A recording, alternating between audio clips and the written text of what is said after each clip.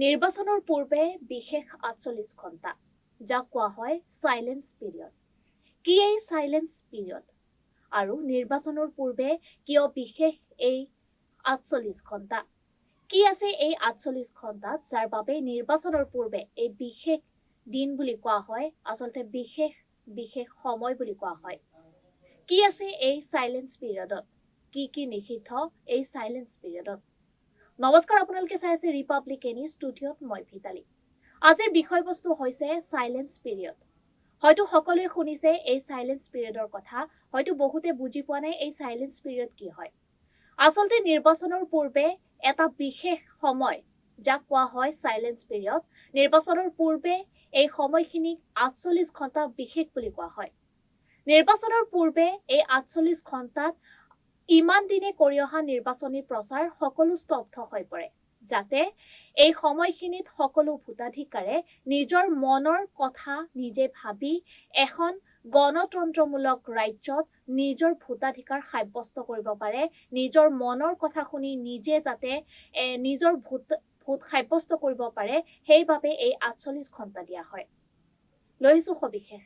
নিৰ্বাচন এখন গণতন্ত্ৰৰ মূল আধাৰ। মুক্ত, নিৰপেক্ষ আৰু ন্যায়সংগত নিৰ্বাচন নিশ্চিত কৰিবলৈ ভোটগ্ৰহণৰ পূৰ্বৰ ৪৮ ঘণ্টা খুবেই বিশেষ। এই সময়খিনিক সাইলেন্স পিৰিয়ড বা নিস্তব্ধ সময় বুলি কোৱা হয়।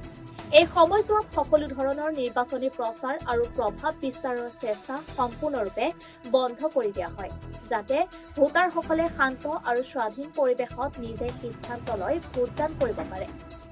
ভাৰতত এই নিয়মসমূহ জনপ্ৰতিনিধিত্ব আইন ১৯৫১ চনৰ ধাৰা ১২৬(১২৬)(এ) আৰু ১৩৫(চি)ৰ অধীনত বলবৎ কৰা হৈছে।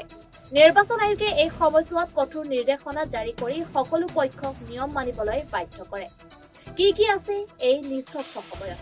নিস্তব্ধ সময় আৰম্ভ হোৱাৰ লগে লগে ৰাজনৈতিক দল, প্ৰাৰ্থী বা সমৰ্থকে কোনো সভা, সমাৱেশ, ৰেলী বা ৰাজহুৱা ভাষণ দিব নোৱাৰে। ভোটাৰৰ মন প্ৰভাৱিত কৰিব পৰা কোনো ধৰণৰ কাৰ্যকলাপ আইনত নিষিদ্ধ। নাট্য অনুষ্ঠান, সংগীতানুষ্ঠান আদিৰ জৰিয়তে পৰোক্ষ প্ৰচাৰো কোনোৱে কৰিব নোৱাৰে। এই সময়ছোৱাত ড্ৰাই ডে ঘোষণা কৰা হয়। হোটেল, বাৰ বা দোকান, ৰেষ্টুৰেণ্টত সুৰা বিক্ৰী আৰু বিতৰণ সম্পূৰ্ণৰূপে বন্ধ হৈ থাকে। এই নিয়ম উলংঘা কৰিলে কাৰাদণ্ড আৰু জৰিমনাৰ বিধান আছে। প্ৰাৰ্থী আৰু ৰাজনৈতিক দলসমূহে সংবাদমেল আয়োজন কৰিব নোৱাৰে বা সংবাদ মাধ্যমত নিৰ্বাচন সম্পৰ্কীয় মতামত ব্যক্ত কৰিব নোৱাৰে। ইয়াৰ জৰিয়তে ভোটাৰৰ মনত প্ৰভাৱ পৰা ৰোধ কৰা হয়। টেলিভিছন, ৰেডিঅ', ছপা মাধ্যম বা ছচিয়েল মিডিয়াত কোনো নতুন ৰাজনৈতিক বিজ্ঞাপন প্ৰচাৰ কৰিব নোৱাৰে। Media certification and monitoring committee চমুকৈ MCMCৰ পূৰ্ব অনুমতি অবিহনে কোনো বিজ্ঞাপন প্ৰকাশ কৰিব নোৱাৰে। পেইড নিউজ কঠোৰভাৱে নিষিদ্ধ।